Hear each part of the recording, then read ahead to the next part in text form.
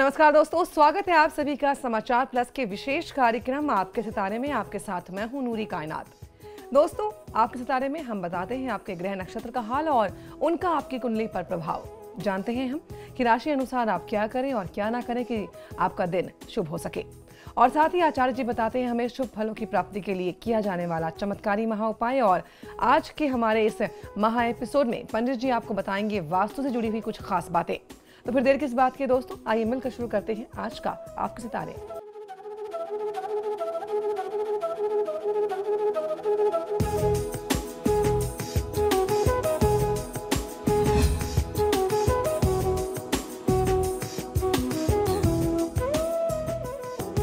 दोस्तों, आपके सितारे आपका अपना कार्यक्रम है जिसमें आप अपने मन की हर एक जिज्ञासा को जान सकते हैं, दुविधा को शांत कर सकते हैं और अपने सवाल पूछ सकते हैं। जी हाँ दोस्तों, और आज के इस महा एपिसोड में हम आपको बताएंगे वास्तु के बारे में कि वास्तु दोष से आपको क्या कुछ परेशानी हो सकती है और अगर आपके घर में वास्तु दोष है तो आप उसे कैसे दूर कर सकते हैं। इन सभी सवालों का जवाब देने के लिए हमारे साथ स्टूडियो में मौजूद है विश्वविख्यात ज्योतिषाचार्य और वास्तुशास्त्री पंडित वैभवनाथ शर्मा जी। पंडित जी, बहुत बहुत स्वागत है आपका। जी नमस्कार। तो दोस्तों, यदि आप कुंडली के ग्रह नक्षत्र से परेशान हैं या कार्य, व्यापार, परिवार की चिंता आपको परेशान कर रही है तो आप भी हमें कॉल कर सकते हैं। हमारे टेलीफोन नंबर्स लगातार इस कार्यक्रम के दौरान आपके टीवी स्क्रीन पर फ्लैश किए जाएंगे और आप हमें हमारे टोल फ्री नंबर पर भी कॉल कर सकते हैं। आप हमसे सीधी बात कर सकते हैं। हमारा टोल फ्री नंबर है 180010263003। आप इस नंबर पर मुफ्त में कॉल करें। इसके अलावा आप हमें हमारे लैंडलाइन नंबर्स 012046463332 और 012046463327 पर भी कॉल करके हमसे सीधी बात कर सकते हैं। बिल्कुल दोस्तों, तो चलिए आज के आपके सितारे की शुरुआत करते हैं आज के पंचांग से। जी, आज का पंचांग इस प्रकार है। विक्रम संवत 2069 मास चल रहा है, मार्गशीर्ष तिथि है, शुक्ल पक्ष की पूर्णिमा तिथि और शुक्रवार का आज दिन है। नक्षत्र है आद्रा, योग है ब्रह्मा, करण है बव। चलिए, तो पंचांग के बाद दोस्तों बात कर लेते हैं राशियों की। जानते हैं कि आपका आज का दिन कैसा होगा। तो चलिए सबसे पहले बात करते हैं मेष राशि वालों के बारे में और जानते हैं कि उनका राशिफल क्या कहता है। मेष राशि वाले जातक लोगों के लिए धन के अति व्यय से चिंताएं बढ़ेंगी। कार्य की अधिकता रहने वाली है। समय अनुकूल है। निवेश करने से पहले आपको सोच विचार कर लेना चाहिए और उसके साथ साथ अपने परिवार के बड़े बुजुर्गों से सलाह मशवरा करके उनके अनुभव के आधार पर काम करेंगे तो लाभ मिलेगा। आज के दिन को सफल बनाने के लिए ओम अव्ययाय नमः मंत्र का 108 बार जाप कर लेना आपके हित में होगा। भावना पर नियंत्रण रखें। चलिए बढ़ते हैं आगे और जानते हैं कि वृषभ राशि वाले लोगों का राशिफल क्या कहता है। वृषभ राशि वाले जातक लोगों के लिए आज स्वजनों से वाद विवाद की आशंका रहने वाली है। नई नौकरी के लिए ऑफर मिलने की संभावना है। बहुत सोच समझ करके फैसला लेने की आवश्यकता है आज की दिनचर्या में। आज आप आर्थिक लाभ लेने की स्थिति में होंगे। आर्थिक लाभ मिलने की प्रबल संभावना दिखाई देती है। ओम अव्ययाय नमः मंत्र का 108 बार जाप कर लेना आपके भी हित में रहने वाला है। आज की दिनचर्या में आपके लिए यात्रा शुभ नहीं है तो आप यात्रा करने से बचिए। चलिए जानते हैं कि मिथुन राशि वाले लोग आज के दिन क्या करें और क्या करने से बचे ताकि उनका दिन शुभ हो सके। मिथुन राशि वाले जातक लोगों को आज सुझाव ये है कि जीवन साथी की भावनाओं को समझें और उसके अनुरूप कार्य करें। थोड़ी सावधानी आपको कई समस्याओं से बचा सकती है। आप अपनी पुरानी प्रॉपर्टी को बेच करके कहीं कोई नया इन्वेस्टमेंट संपत्ति में ही यदि करना चाहते थे तो ये समय आपके लिए बहुत अच्छा लाभ लेकर के आया। इसमें आप प्रॉपर्टी से रिलेटेड कोई इन्वेस्टमेंट करेंगे तो आपको बहुत अच्छा लाभ मिलेगा। आज के दिन को सफल बनाने के लिए ओम इक्षुचाप धृते नमः मंत्र का 108 बार जाप कर लेना आपके हित में होगा। पार्टनर से झगड़ा आज न बढ़ाएं, झगड़े से बचना चाहिए। चलिए अब जानते हैं कि कर्क राशि वाले लोगों के लिए क्या खास लेकर आया है आज का दिन। कर्क राशि वाले जातक लोगों के लिए आज वाहन आदि का सुख मिलेगा। मान सम्मान में कमी का एहसास हो सकता है तो आज आपको बहुत चिंतित नहीं होना है। आज आपके दोस्त मित्र जो आपके शुभेच्छा रखते हैं आपके लिए आपके साथ आज होंगे और आपके पक्ष में उनकी भावनाएं होंगी। भाग्य का साथ भी आज आपको मिलने वाला है तो आज आपको बहुत ज्यादा चिंतित नहीं होना है। आज के दिन को सफल बनाने के लिए ओम उत्पल कराय नमः मंत्र का 108 बार जाप करेंगे तो आपको बहुत अच्छा लाभ मिल सकता है। आज की दिनचर्या में आपको ध्यान देने वाली बात यह है कि आज आप काले वस्त्र के प्रयोग से बचें। चलिए बढ़ते हैं आगे और जानते हैं कि सिंह राशि वाले लोगों का आज का दिन कैसा रहेगा। सिंह राशि वाले जातक लोगों के लिए आज दिन का आरंभ जो है, दिन की शुरुआत जो है वो थोड़ी सी खराब हो सकती है, लेकिन जैसे जैसे समय व्यतीत होगा, दिन बीतेगा, समय आपके पक्ष में होता जाएगा। यानी दिन के उत्तरार्ध में आपको बहुत अच्छा लाभ मिलेगा। उत्सवों में सम्मिलित होने के अवसर भी आज मिल सकते हैं आपको। आज के दिन को अपने पक्ष में बनाने के लिए, दिनचर्या में आने वाली हर बाधा, हर कष्ट को दूर करने के लिए ओम कांताय नमः मंत्र का 108 बार जाप कर लेना आपको लाभ देगा। मानसिक तनाव से आज आपको बचना है, बहुत ज्यादा तनाव आज आप न लें। चलिए आप जानते हैं कि कन्या राशि वाले लोग आज के दिन क्या करें और क्या करने से बचें। कन्या राशि वाले जातक लोगों के लिए आज का दिन आपके लिए खास है। विरोधी पक्ष शांत रहने वाला है। आज की दिनचर्या में कार्यक्षेत्र में मान सम्मान बढ़ेगा। रिश्तों को और अधिक मजबूती देने का समय, तो अपने तरफ से थोड़ा सा और प्रयास करिए, रिश्तों में थोड़ी गर्माहट लाइए, आपको बहुत अच्छा लाभ मिलेगा। आज के दिन को सफल बनाने के लिए ओम कली कलमश नाशनाय नमः मंत्र का 108 बार जाप कर लेना आपके हित में होगा। आज किसी भी परिस्थिति में ज्यादा से ज्यादा लाभ लेने के लिए या किसी ऐसी चीज के लिए जो आपके हित में ना हो, उसको प्राप्त करने के लिए आज झूठ का सहारा न लें। चलिए अब जानते हैं कि तुला राशि वाले लोगों का राशिफल क्या कहता है। तुला राशि वाले जातक लोगों के लिए आज की दिनचर्या में सभी कार्य सिद्ध होंगे। मानसिक दृढ़ता से अगर आप काम करेंगे, कोई निर्णय लेकर के काम करेंगे, तो आपको बहुत अच्छा लाभ मिल सकता है। व्यक्तिगत संबंध और मधुर होने वाले हैं। स्वास्थ्य के प्रति आपको थोड़ा सचेत रहने की आवश्यकता है। आज की दिनचर्या को सफल बनाने के लिए ओम कालाय नमः मंत्र का 108 बार जाप करिए, आपको बहुत अच्छा लाभ मिल सकता है। अत्यधिक साहसी कार्य करने से आपको बचना चाहिए। जी बिल्कुल, तो अब जान लेते हैं कि वृश्चिक राशि वाले लोगों का राशिफल क्या कहता है। वृश्चिक राशि वाले जातक लोगों के लिए नए कार्य का प्रारंभ हो सकता है। जो कार्य आप काफी दिन से करना चाहते थे, आज आप उसकी शुरुआत कर सकते हैं। दिन अच्छा बीतेगा। सेहत का थोड़ा सा ध्यान रखना चाहिए आज की दिनचर्या में। अगर आपने थोड़ी सी भी लापरवाही की अपने स्वास्थ्य के प्रति या कार्य क्षेत्र के प्रति, तो आपको कोई बड़ी समस्या आ सकती है। अन्यथा आज का दिन आपके पक्ष में जा रहा है। आज के दिन को सफल बनाने के लिए ओम कामिने नमः मंत्र का 108 बार जाप करेंगे तो बहुत अच्छा लाभ मिलेगा। और आज की दिनचर्या में बहुत बड़ा जोखिम, कोई बहुत बड़ा रिस्क नहीं लेना चाहिए। जो भी आप काम करें, कैलकुलेटेड रिस्क लेकर के काम करेंगे, सारी चीजों को सोच समझ करके काम करेंगे तो लाभ मिलेगा। चलिए जानते हैं कि धनु राशि वाले लोगों के लिए क्या खास लेकर आया है आज का दिन। धनु राशि वाले जातक लोगों के लिए शुभ समाचारों की प्राप्ति होगी। आर्थिक स्थिति उत्तम रहने वाली है। वाहन सुख आज आपको प्राप्त हो सकता है। घर में सुख शांति का माहौल रहेगा। तो आज की दिनचर्या आपके लिए बहुत शुभ रहने वाली है। आज पूर्णिमा का दिन है। भगवान श्री विष्णु, मां लक्ष्मी की आराधना के साथ साथ ओम कुलादि भेत्रे नमः मंत्र का 108 बार जाप कर लेना आपको बहुत अच्छा लाभ देगा। आज आपको किसी भी परिस्थिति में कटु वचन यानी कड़वे शब्द नहीं बोलने चाहिए। चलिए इसी के साथ हम बढ़ेंगे आगे और जानते हैं कि मकर राशि वाले लोगों का आज का दिन कैसा रहेगा। मकर राशि वाले जातक लोगों के लिए, खासकर विद्यार्थियों के लिए, आज अध्ययन कार्य बाधित रह सकता है। पढ़ाई में मन नहीं लगेगा। कार्य अधूरे रहने वाले हैं। व्यापारी बंधु लोगों के लिए भी परिवार में तनाव की स्थिति बनी रहने वाली है। मानसिक रूप से कुछ परेशानियां आपको घेरे रहेंगी। आज की दिनचर्या को सफल बनाने के लिए ओम कृतने नमः मंत्र का 108 बार जाप कर लेना आपके हित में होगा। आज के दिन यदि आप कहीं कोई इन्वेस्टमेंट प्लान कर रहे हैं, खासकर किसी प्रॉपर्टी से या किसी वाहन से संबंधित, तो आपको नुकसान मिल सकता है। आज का दिन बचा लीजिए। चलिए कुंभ राशि वाले लोग आज के दिन क्या करें और क्या करने से बचें, आइए जानते हैं आचार्य जी से। कुंभ राशि वाले जातक लोगों के लिए विद्यार्थी वर्ग की पठन पाठन में रुचि बढ़ेगी। अभिरुचि में वृद्धि होगी, जिससे आप प्रतियोगिता में सफलता हो सकते हैं। जो भी कॉम्पिटिटिव एग्जाम्स की तैयारी में लगे थे, आपको बहुत अच्छा लाभ मिल सकता है। बच्चों समेत पूरे परिवार का सहयोग आज आपको प्राप्त हो सकता है। परिवार के लोगों के साथ कहीं घूमने फिरने का प्लान बना सकते हैं। यूं भी नए साल का समय है, चारों तरफ इस समय उत्सव का माहौल है, तो निश्चित ही आप उसका लाभ ले सकते हैं। आज की दिनचर्या को सफल बनाने के लिए ओम कैवल्य सुखदाय नमः मंत्र का आपको 108 बार जाप कर लेना आपको बहुत अच्छा लाभ दे सकता है। और आज की दिनचर्या में आपको ध्यान देने वाली बात यह है कि मन में बहुत सारी भावनाएं आज जोर मार रही होंगी, आपको अंदर से परेशान कर रही होंगी। आप अपने मन की भावना, वो गुप्त बात, वो अपनी विशेष बात हर किसी से चर्चा मत करिए। जो आपके करीबी व्यक्ति हैं, जो आपके विश्वास पात्र व्यक्ति हैं, उनसे आप अपने मन की बात दिल खोल करके कहिए, तो मन काफी जो है वो हल्का हो जाएगा। चलिए अब अंत में जान लेते हैं कि मीन राशि वाले लोगों का आज का दिन कैसा रहेगा।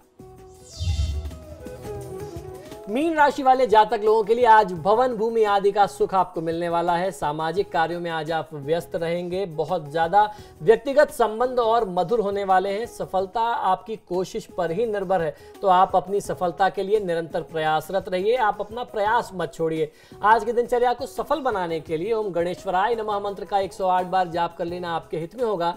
आज की दिनचर्या में आपको यात्रा करने से बचना चाहिए। तो दोस्तों, हमने राशियों के दिन का हाल जाना, लेकिन आज के इस महा एपिसोड में हम पंडित से जानेंगे कि वास्तु क्या है, वास्तु दोष क्या है, और अगर आपके घर में वास्तु दोष है तो आप उसे कैसे दूर कर सकते हैं। ये सब कुछ आपको बताएंगे हम एक छोटे से ब्रेक के बाद। फौरन हाजिर होंगे, आप कहीं मत जाइएगा।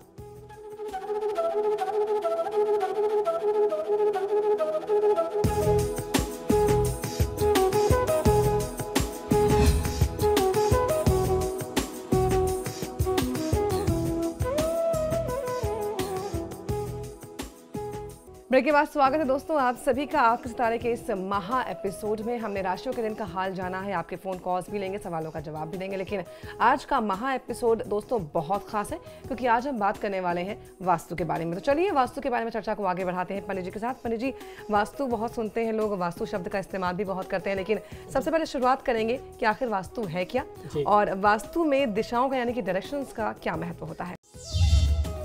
जी नूरी, ये बहुत ही महत्वपूर्ण शब्द है। जब कोई भी व्यक्ति वास्तु के बारे में जानना चाहता है तो सबसे पहले उसको समझना चाहिए कि वास्तु शास्त्र एक्चुअली है क्या, ये विद्या कौन सी है।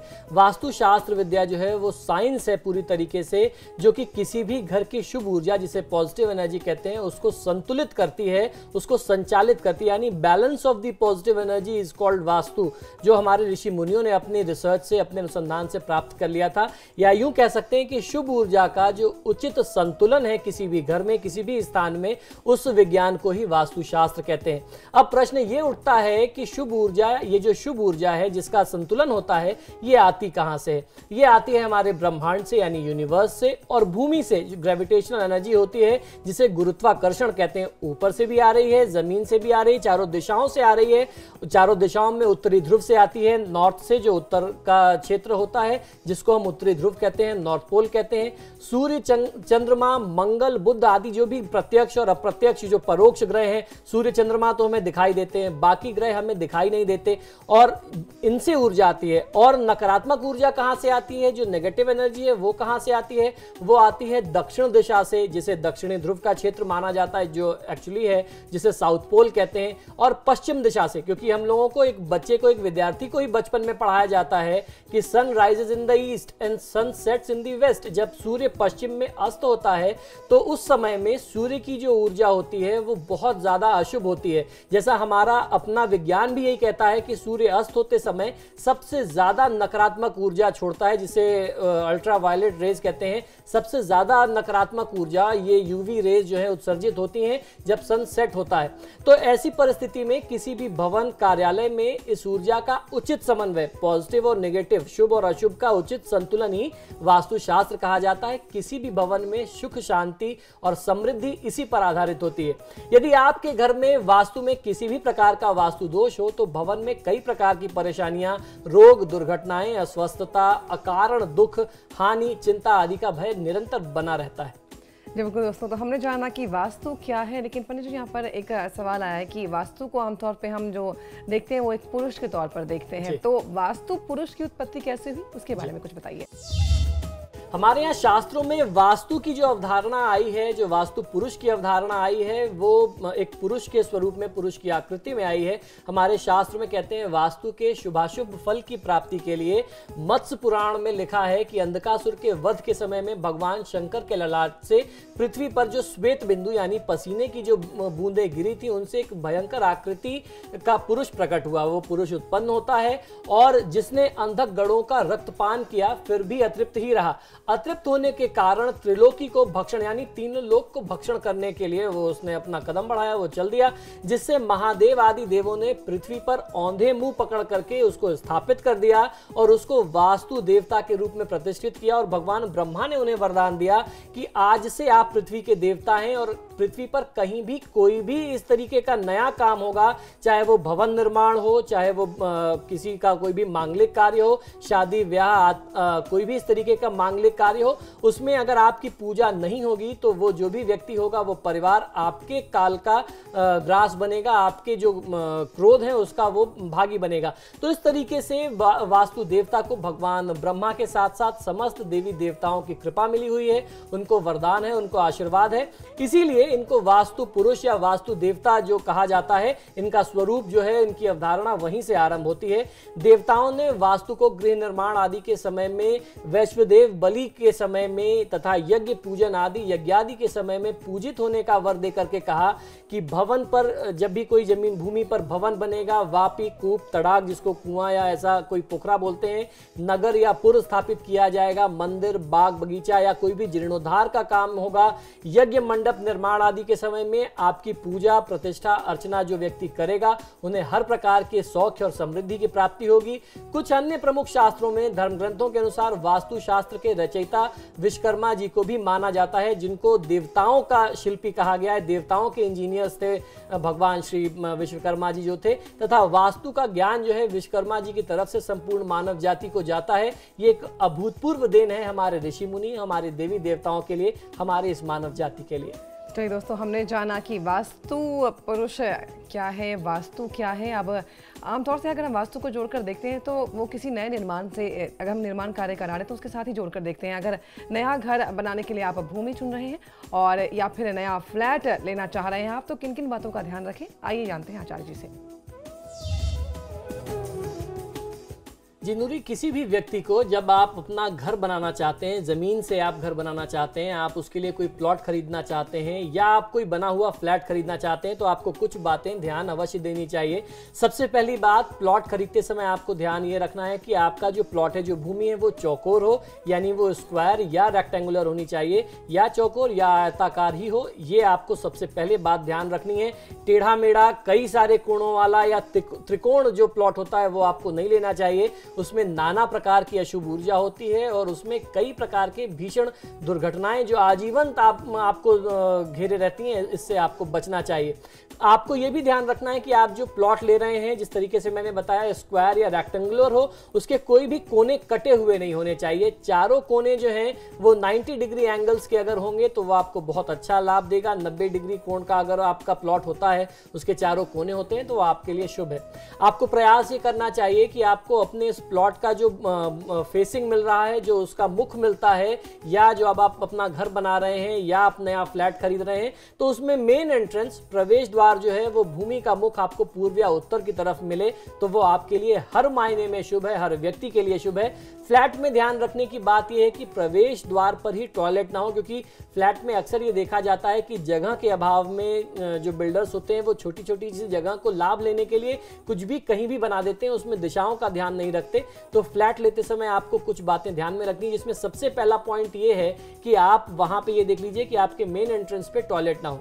दूसरी बात यह है कि आपको ये देखना है फ्लैट लेते समय कि मुख्य प्रवेश द्वार सीढ़ियों के ठीक सामने ना हो। ये बहुत ही महत्वपूर्ण हो जाता है। इससे क्या है कि अगर ऐसा होता है, आपके मेन एंट्रेंस के सामने सीढ़ियां हैं, तो लगातार नेगेटिव एनर्जी आपके घर में आती रहती है, जिससे आपके घर में नुकसान, क्षति और दुर्घटना बहुत होती है।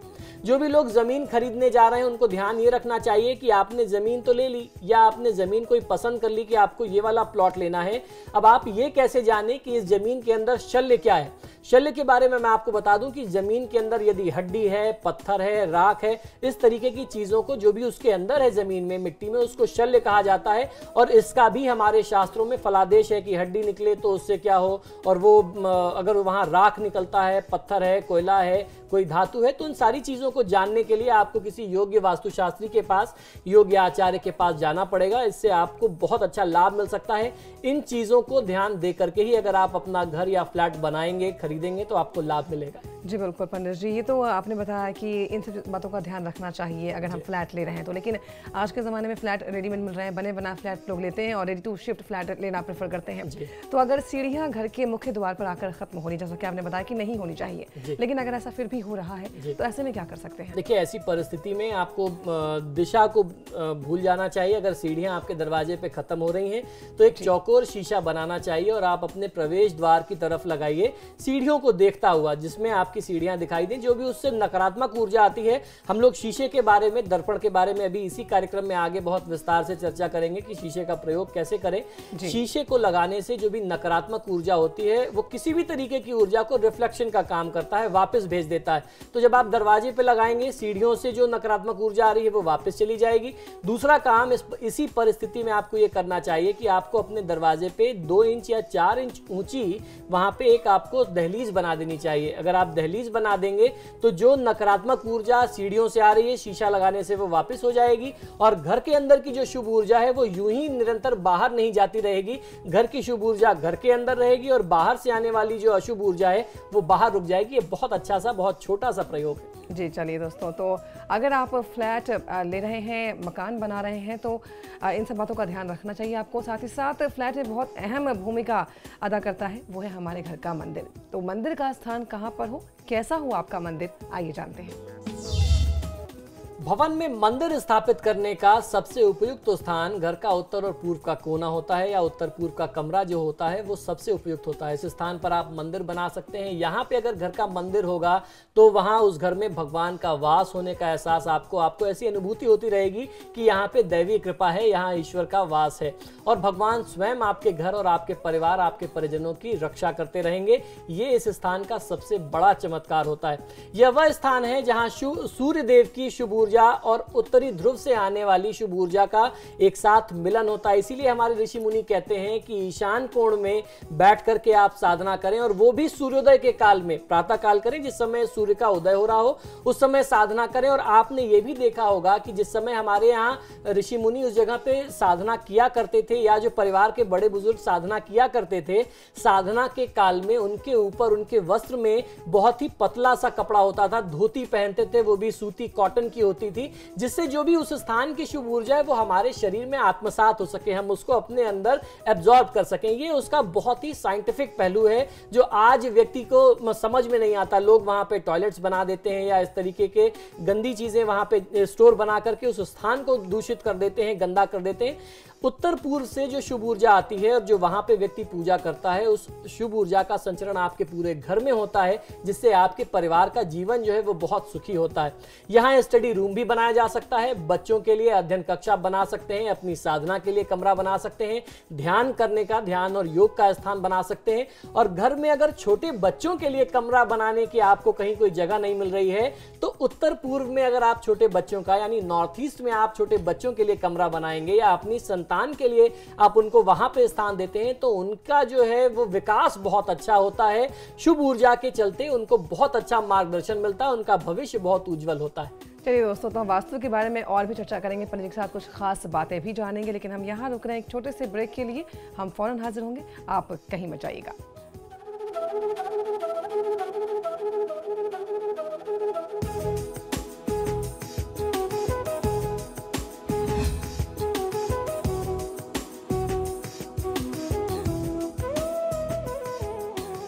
ब्रेक के बाद स्वागत है दोस्तों आप सभी का आपके सितारे के इस महा एपिसोड में। हम चर्चा कर रहे हैं आज वास्तु के बारे में, जान रहे हैं हम कुछ खास बातें। तो हमने आपको बताया कि आप फ्लैट बना रहे हैं, मकान बना रहे हैं, तो किन किन बातों का ध्यान रखें, आपका मंदिर कहाँ पर हो, और घर बनने के बाद अगर कोई अहम भूमिका निभाता है आपके घर में तो वो है रसोई। जी हाँ, रसोई जो कि आपका पेट भरती है, रसोई जहाँ पर आपके लिए खाना बनता है।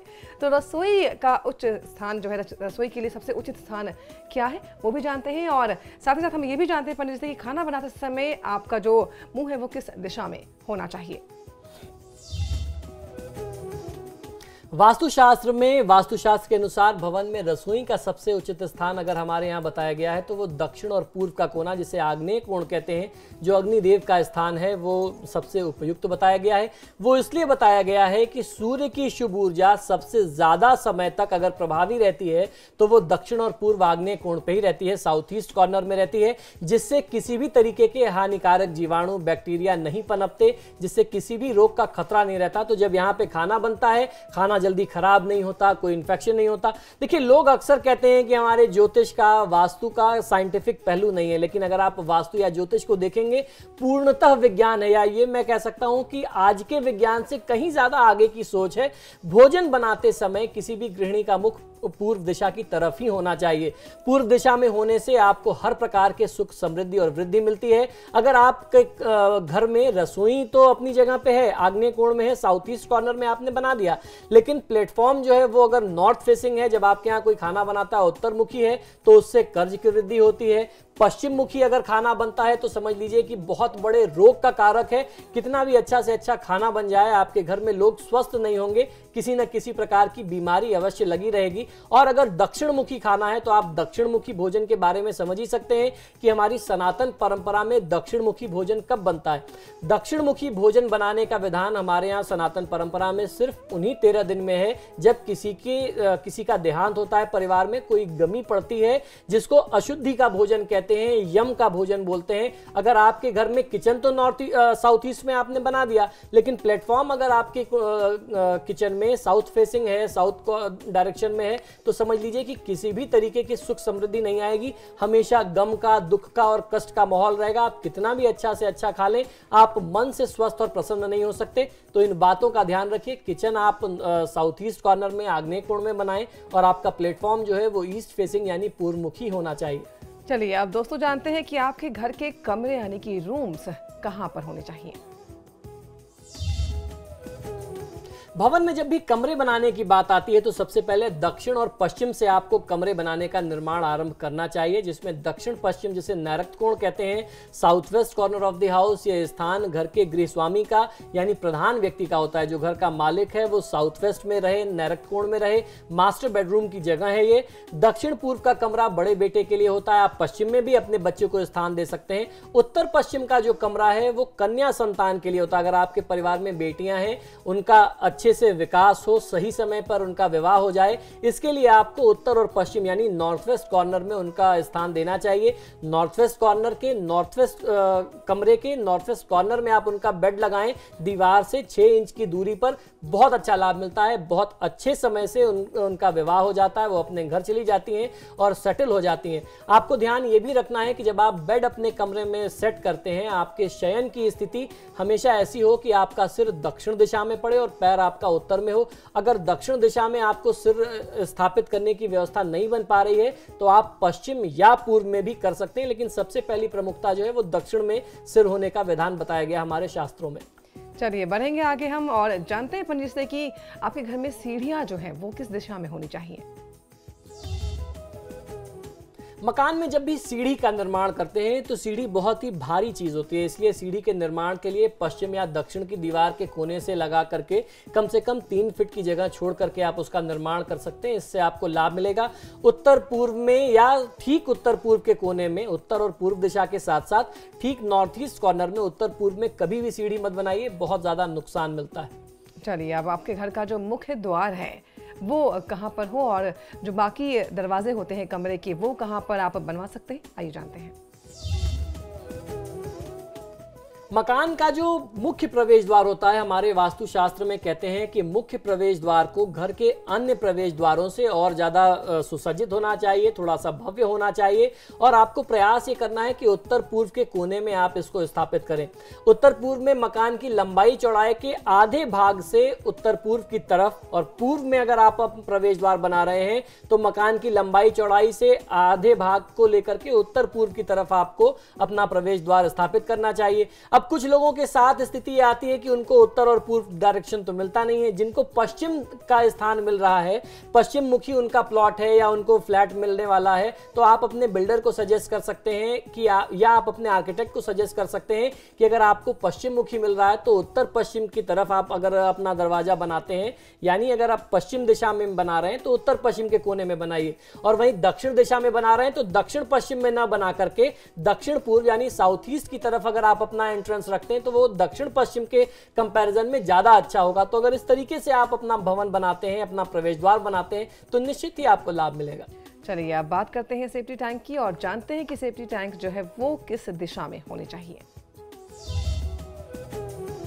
सेप्टिक टैंक को घर के उत्तर दिशा के मध्य स्थान में रखना सर्वश्रेष्ठ माना गया है, क्योंकि ये जल क्षेत्र की दिशा है। यदि संभव ना हो तो दूसरे दिशा को अगर आपको चयन करना पड़ता है तो आप पूर्व स्थान भी ले सकते हैं।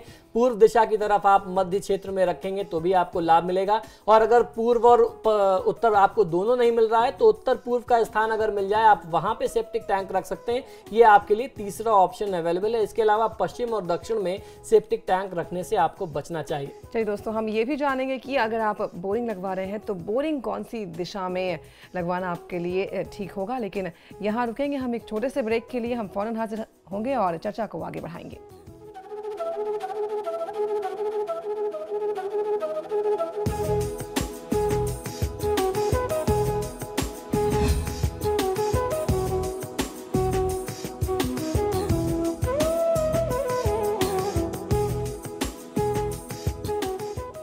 ब्रेक के बाद स्वागत है दोस्तों आप सभी का आपके सितारे के इस महा एपिसोड में, जिसमें हम चर्चा कर रहे हैं वास्तु पर। चलिए अब जानते हैं कि बोरिंग की दिशा कौन सी है ठीक होती है। घर में अगर आपको जल स्थान बनाना है, आपको कोई बोरिंग बनानी है, कुआं बनाना है या अंडरग्राउंड वाटर के लिए आपको कोई ऐसा स्थान बनाना है तो उत्तर और पूर्व का क्षेत्र, खासकर उत्तर पूर्व का कोना, नॉर्थ ईस्ट कॉर्नर सबसे ज्यादा लाभ देता है।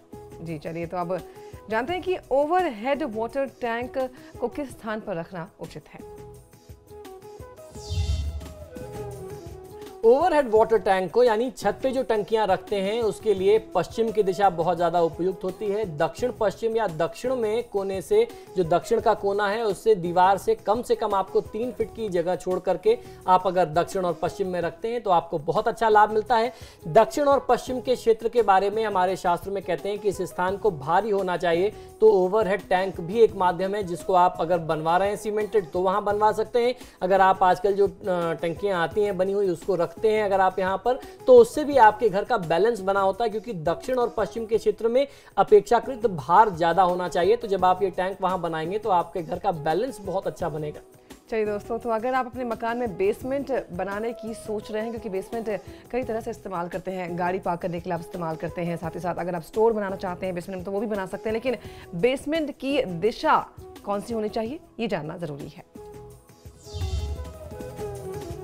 देखिए नूरी, जहां बेसमेंट बनाने की बात आती है तो बेसमेंट के लिए बहुत सारे विधि विधान ध्यान में रखने होते हैं, क्योंकि आम व्यक्ति ये नहीं समझ पाता। वास्तु देवता के साथ सबसे बड़ा ये एक ऑप्शन है कि उनके जो मर्म स्थान है, अति मर्म स्थान है, जिस तरीके से हमारे शरीर में कुछ ऐसे भाग होते हैं जहां आप बहुत ज्यादा वजन नहीं दे सकते, जहां आप बहुत ज्यादा दबाव नहीं दे सकते, जहां आप काट छांट नहीं कर सकते, तो उसी तरीके से क्योंकि उनकी एक पुरुष की आकृति मानी गई है, उनकी अवधारणा जो है एक पुरुष के स्वरूप में, एक मानव के स्वरूप में है, तो इस वजह से जब आप बेसमेंट बनाते हैं तो आपको ध्यान ये रखना होता है आप उत्तर और पूर्व के कोने में बनाएं, दक्षिण और पश्चिम में किसी भी प्रकार का गड्ढा ना हो, और उत्तर और पूर्व के कोने में ऐसा भी नहीं कि आप उत्तर और पूर्व में कितना भी बना सकते हैं, किसी योग्य वास्तुशास्त्री से पूछ करके समझ करके ही बनाएं।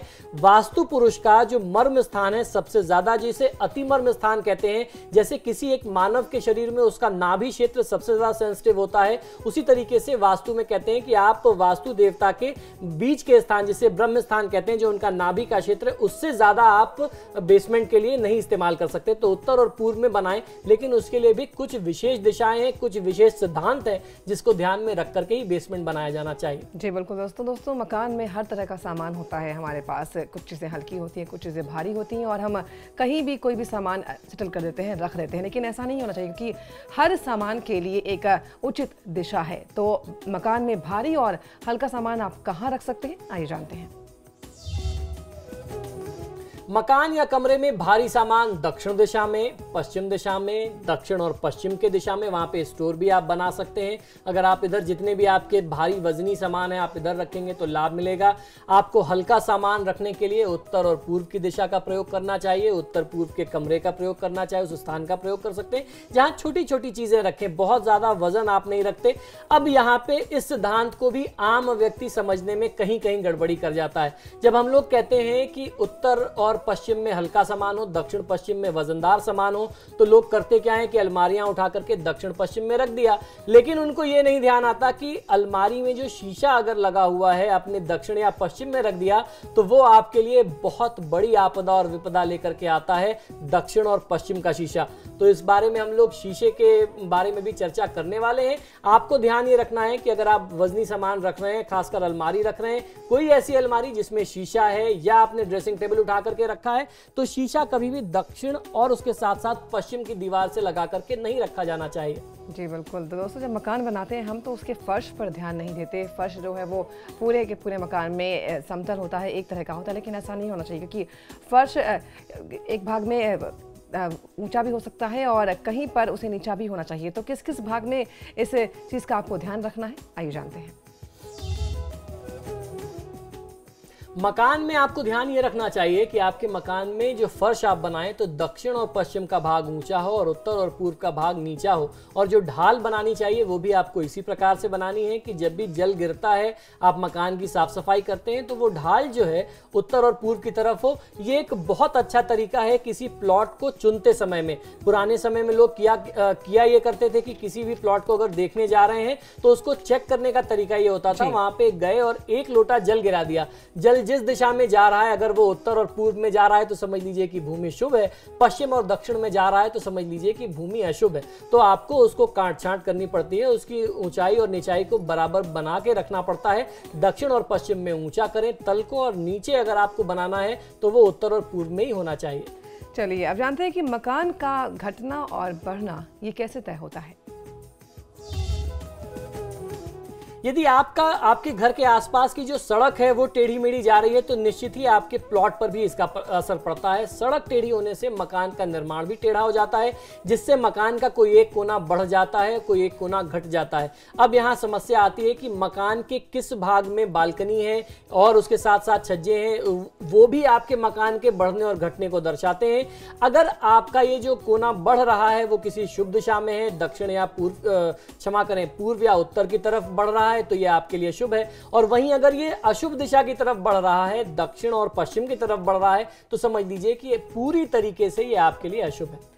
दोस्तों, हम वास्तु दोष का निदान भी जानेंगे कि जो बातें हमने आपको बताई, अगर ये सब कुछ आपके मकान में है, आपके प्लॉट्स में है, अगर ये दोष है तो आप उसका निदान कैसे कर सकते हैं। लेकिन सबसे पहले हम जान लेते हैं आचार्य जी के साथ शीशे का महत्व। पंडित जी, शीशा जो है वो अलग अलग भूमिका अदा करता है घर में। अगर वो सही दिशा में है तो वो सही ऊर्जा लेकर आता है, अगर वो गलत दिशा में है तो वो गलत ऊर्जा लेकर आता है। तो शीशे का स्थान कहाँ पे सही होना चाहिए? देखिए, शीशे के बारे में लोग ये चीज़ नहीं समझ पाते। लोगों को ये जानकारी ही नहीं है कि शीशा क्या चीज़ है, इसका प्रयोग कैसे किया जाना चाहिए। और मैं आपको बता दूं कि आजकल शीशे का चलन सिर्फ चेहरा देखने के लिए, खुद को सजने संवरने के लिए नहीं, उसको एक डेकोरेटिव के तौर में कहीं भी किसी भी दिशा में आजकल डिज़ाइनर मिरर्स आते हैं, लोगों ने उसको लगाना, टिल्टेड ग्लासेस लगाना शुरू कर दिया। तो सबसे ज़्यादा जो नुकसान आजकल हो रहा है, आपका फ्लैट, आपका घर कितना भी अच्छा वास्तु से बना हुआ है, आपने इंटीरियर यानी अंदरूनी जो चीजें हैं उसको ठीक नहीं रखा, खासकर शीशा ठीक नहीं रखा, तो वो आपको नुकसान दे सकता है। और उसके पीछे पूरा विज्ञान है। शीशा एक ऐसी चीज होता है जिसका सीधा सा काम है रिफ्लेक्शन करना। चाहे वो शुभ ऊर्जा हो तो वो रिफ्लेक्ट कर देगा, वापस कर देगा, या अगर अशुभ ऊर्जा है तो वो उसको परावर्तित कर देगा। इसलिए वास्तु दोष निवारण के लिए भी हम लोग शीशे का प्रयोग करते हैं। जैसे आपने देखा, मैंने सीढ़ी के दोष निवारण के लिए शीशे का प्रयोग किया। उसका कारण ये था कि जहां भी अशुभ ऊर्जा ज्यादा है, आप उसके सामने शीशा लगा दीजिए, वो पूरी तरीके से आपके लिए एक बैरिकेडिंग, एक शील्ड का काम करेगा, नेगेटिव एनर्जी को वापस भेजता रहेगा। अब करते क्या है लोग, आजकल एक फैशन चल गया है कि आपके बेड में बड़ा बड़ा शीशा लगा होता है, आपको यही नहीं मालूम कि उस शीशे का प्रयोग करना कैसे चाहिए। जब भी कोई व्यक्ति सोता है, उसके कमरे में बहुत ज्यादा शीशे हों, आपने आसपास ड्रेसिंग टेबल लगा रखी है, बेड में शीशा है, तो वो आपके स्वास्थ्य को प्रभावित करता है। इसीलिए हमारे बड़े बुजुर्ग कहा करते हैं कि जब भी आप शयन करें तो शीशे को ढक दें। उसका सीधा सा तरीका ये समझ लीजिए, उसका सीधा सा कारण ये समझ लीजिए कि जैसे मैंने बताया, शीशे का काम है रिफ्लेक्शन।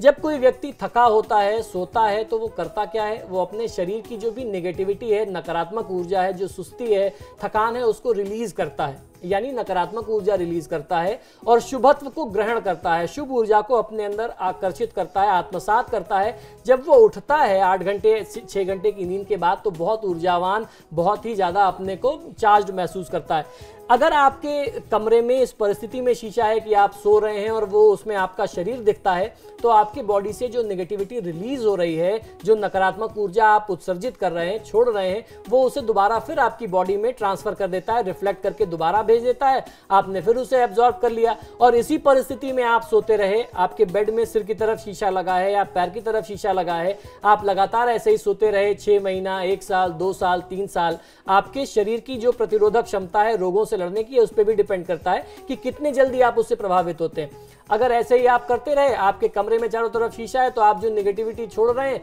वो दोबारा आपके पास आ जा रही है, आप उसको फिर ग्रहण करते हैं। तो ऐसे में ही लोगों को रोग होने लगता है। आप देखेंगे कि 6 महीने बाद आपके सिर में लगातार दर्द बना रहता है, आप उठते हैं तो मन में थकान है, पूरा शरीर थका है, टूट रहा है, मन में चिड़चिड़ापन है। तो शीशे का प्रयोग बहुत सोच समझ करके करिए। किसी भी घर में जब आप शीशे को सिर्फ यूं ही अपने प्रयोग के लिए लगा रहे हैं, मुंह देखने के लिए लगा रहे हैं, उत्तर और पूर्व की दीवार के साथ लगाइए, जिसमें आपकी दक्षिण और पश्चिम की दीवार दिखाई दे। उसका कारण ये है कि दक्षिण और पश्चिम से आने वाली जो नेगेटिविटी है वो उसको रिफ्लेक्ट करके वापस कर देगा। फिर से समझ लीजिए, जब भी आप शीशा लगाएं, चाहे अपने घर में, अपने बेडरूम में लगाएं या कहीं किसी कॉमन एरिया में लगाएं, तो शीशा हमेशा नॉर्थ और ईस्ट की वॉल पे लगाना चाहिए, नॉर्थ और ईस्ट की वॉल के साथ लगाना चाहिए। कोई भी कपल सोता हो, उसका बेड उस शीशे में नहीं दिखाई देना चाहिए। अगर ऐसी परिस्थिति है तो आपको उस शीशे को हटा देना चाहिए। अगर आप नहीं हटा पा रहे हैं तो एटलीस्ट सोते समय उस शीशे को आप ढक दें। अक्सर लोग बेडरूम में टीवी रखते हैं, जिस समय टीवी यूज में नहीं होती है तो वो पूरी तरीके से रिफ्लेक्शन का काम करती है। आप खुद देख सकते हैं, आपका चेहरा उसमें दिखाई देगा। तो ऐसी परिस्थिति में भी आपको सोते समय शीशे, जो टीवी में शीशा है यानी टीवी को भी ढक देना है। किसी भी तरीके की क्षति नहीं होगी, किसी भी तरीके का नुकसान नहीं होगा। दक्षिण पश्चिम के कोने में अगर शीशा रखा हुआ होता है किसी भी घर में, तो समझ लीजिए कि उस घर की महिलाएं बहुत ज्यादा बीमार रहेंगी, खासकर पेट से संबंधित समस्या रहेगी और भविष्य में कोई बहुत बड़ा ऑपरेशन भी हो सकता है। जी बिल्कुल है। तो पंडित जी, शीशे के बारे में बात करें, आपने बताया कि बेड के सामने शीशा ना हो, अगर टीवी है तो टीवी को ढक दे, लेकिन अगर बेड के सामने शीशा है और उसे नहीं हटाया जा सकता, संभव नहीं है, तो क्या सोते समय उसको भी अगर हम ढक दें तो ये भी एक निवारण है? जी बिल्कुल, इसके लिए सबसे बढ़िया ये हो सकता है, अगर आप उसको हटाने की स्थिति में नहीं है, आपके लिए कोई ऐसा स्थान नहीं है कि आप इस शीशे को हटा करके कहीं और रख सकते हैं, तो निश्चित ही आप उसको ढक दीजिए और किसी मोटे कपड़े से ढकिए, ऐसे कपड़े से जिससे उसमें फिर कुछ रिफ्लेक्शन ना हो, कोई पतला कपड़ा या जाली का नेट का कपड़ा ना हो, नहीं तो उससे कहीं ना कहीं कुछ ना कुछ % आपको प्रभाव मिलेगा। मोटे कपड़े से ढक दीजिए, उसमें कहीं कोई बाधा नहीं। चलिए दोस्तों, तो हम बात करें वास्तु को, और वास्तु के दोष बहुत सारे होते हैं, निदान भी जानना जरूरी है कि आखिर वास्तु दोष का निदान आप कैसे कर सकते हैं। आइए जान लेते हैं आचार्य जी से। जी, आधुनिक युग में फ्लैट संस्कृति चारों ओर विकसित हो चुकी है। यदि आज के समय में भवनों, कारखानों और कार्यालयों और फ्लैटों का अगर हम वास्तु देखें और उनमें अगर वास्तु दोष हो तो भी तोड़फोड़ करके अनुकूल बनाना यानी उसको ठीक करना वो संभव नहीं हो पाता। बहुत बड़ा खर्च हो सकता है। आपके घर में वास्तु दोष है, आपने किसी वास्तुशास्त्री को बुलाया और उन्होंने बहुत बड़ा खर्च बता दिया, तो ऐसे में तोड़फोड़ करने से आपको बचना चाहिए। कई जगह पे धनाभाव या चीजों के अभाव में भी आप तोड़फोड़ नहीं कर सकते, अर्थाभाव के कारण भी आप व्यक्ति जो है वास्तु दोष का निवारण नहीं कर पाता।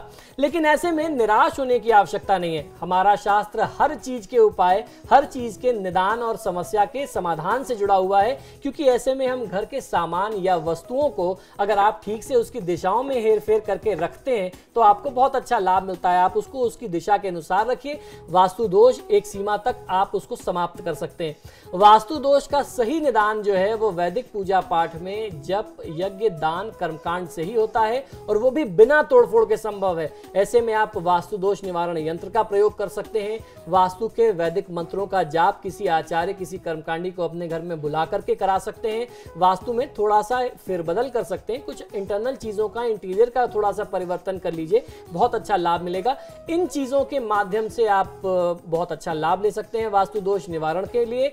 और अगर आपको कोई तोड़फोड़ बताता है तो ये समझ लीजिए कि तोड़फोड़ किसी चीज का हल नहीं होता। तोड़फोड़ करने से वास्तु भंग दोष, दिशा परिवर्तन वेद, रूप परिवर्तन वेद लगता है। तो यदि अगर निदान है तो वो पूजा पाठ, यंत्र और कर्मकांड के माध्यम से, वास्तु दोषों की शांति के माध्यम से, जो वास्तु दोष की शांति की प्रक्रिया है, वास्तु शांति का जो अनुष्ठान है, उसी से उसका निदान मिलता है। जी बिल्कुल। पंडित जी, आप कह रहे हैं कि तोड़फोड़ जो है वो उचित नहीं है अगर वास्तु दोष दूर करना है, लेकिन वास्तु अगर हम बात करें बीम की तो कहता है कि वो सही नहीं है वास्तु के हिसाब से, तो अगर बीम है तो क्या कर सकते हैं? क्योंकि उसको तो वैसे हटाया नहीं जा सकता अगर हम तोड़ फोड़ ना करें तो। जी बिल्कुल, देखिए बीम के नीचे हमारे शास्त्रों में कहते हैं कि कहीं आपको सोना नहीं चाहिए, बीम के नीचे आपका ऑफिस ना हो, आपकी डाइनिंग टेबल ना हो। तो इन सारी चीज़ों से बचने के लिए बाबा अगर बीम को नहीं हटा सकते तो उसका बहुत अच्छा सा तरीका है कि आप फॉल सीलिंग डाल दें। अगर आप फॉल सीलिंग डाल देते हैं तो आप उसके दोष से बचते हैं, और फॉल्स सीलिंग डालने से आपके घर की एनर्जी बहुत पॉजिटिव हो जाती है, जिसमें लक्ष्मी की वृद्धि होती है। अब आप समझ लीजिए कि अब आपको ये समझ में आया कि फॉल्स सीलिंग भी मैं नहीं डाल सकता, बहुत ज़्यादा उसमें भी खर्च हो सकता है, तो आप 2 बांस की बांसुरी ले आइए, उसको लाल रिबन में बांध करके वी शेप में बना करके अपने बीम के पास टांग दीजिए। उसका जो भी दोष होगा वो तत्काल दूर हो जाएगा और आपको लाभ मिलने लगेगा। चलिए पंडित जी, बहुत बहुत धन्यवाद आपका आपके सितारे में आने के लिए, इतनी सारी बातें बताने के लिए वास्तु के बारे में। बहुत बहुत धन्यवाद। तो दोस्तों, इस महा एपिसोड में फिलहाल इतना ही, लेकिन समाचार प्लस पर खबरों का सिलसिला लगातार जारी है। आप देखते रहिए समाचार प्लस।